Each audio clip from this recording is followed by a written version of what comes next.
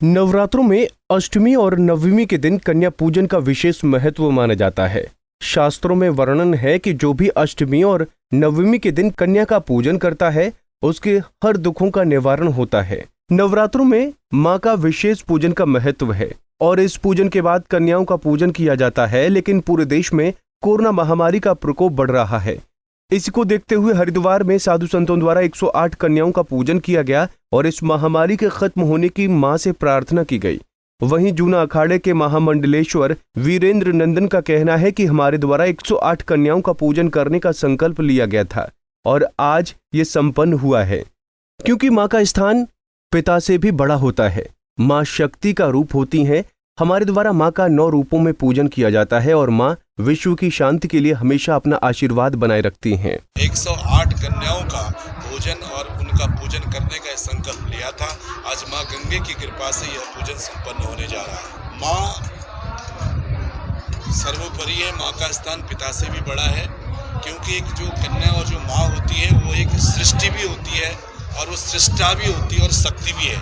इस मां के 3 रूप है और एक पिता का एक सृष्टा हो सकता है, लेकिन सृष्टि नहीं हो सकती है और दृष्टि नहीं हो सकती है। इसलिए मां की कन्या का पूजन एक मां के रूप में विभिन्न स्वरूपों में और 9 देवियों के रूप में हम उसका पूजन करते हैं, जो शक्तिशाली होकर के विश्व का कल्याण और विश्व की शांति के लिए हमेशा आशीर्वाद बनाए रखते। वहीं जूना अखाड़ा के महंत श्री सहदेवानंद गिरी का कहना है कि प्राचीन काल में भी जब देवी देवताओं के ऊपर संकट आता था, वो भी सबसे पहले शक्ति को ही मानते थे और शक्ति प्रसन्न होकर उनके सभी दुखों का निवारण करती थी।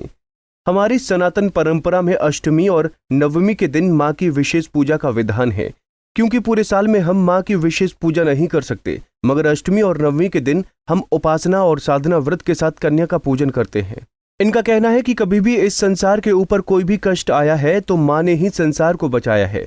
हमें विश्वास है कि इस कोरोना महामारी से भी मां सभी की रक्षा करेंगी और जल्द ही इस महामारी को खत्म करेंगे। प्राचीन टाइम में भी जब देवी देवताओं के ऊपर भी समस्या आती थी, देवी देवता भी मतलब यदि किसी समस्याओं को सामना करते थे तो सबसे पहले देवी को ही मनाते थे, शक्ति को ही मनाते थे, शक्ति को ही प्रसन्न करते थे और शक्ति ही प्रसन्न होकर के उनको कार्य में सफलताएं दिलाती थी। और रात्र में जो अष्टमी और नवमी होती है हमारे सनातन संस्कृति में, उस दिन देवियों का विशेष पूजा 365 दिन तो हम नहीं कर पाते, परंतु जो अष्टमी और नवमी होती है इस दिन हम उपासना साधना व्रत के साथ में कन्या का पूजन करते हैं। प्राचीन टाइम से हमारी परंपरा रही है कि बाल अवस्था जो होती है वो कन्या का रूप माना जाता है, तो उनको देवी के रूप में मान करके हम सभी उनका पूजा पाठ करते आए हैं और कर रहे हैं। कभी भी ये देश के ऊपर ही नहीं, संसार के इस वक्त कोरोना महामारी का पूरे देश और विश्व में प्रकोप चल रहा है।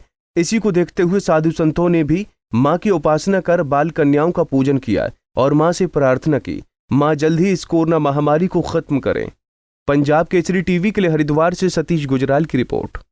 हमसे जुड़े रहने के लिए हमारे YouTube चैनल को सब्सक्राइब करें और नई वीडियो की नोटिफिकेशन के लिए बेल आइकॉन को दबाएं। अगर आप ये वीडियो Facebook पर देख रहे हैं तो लाइक जरूर करें और ज्यादा से ज्यादा शेयर करें। धन्यवाद।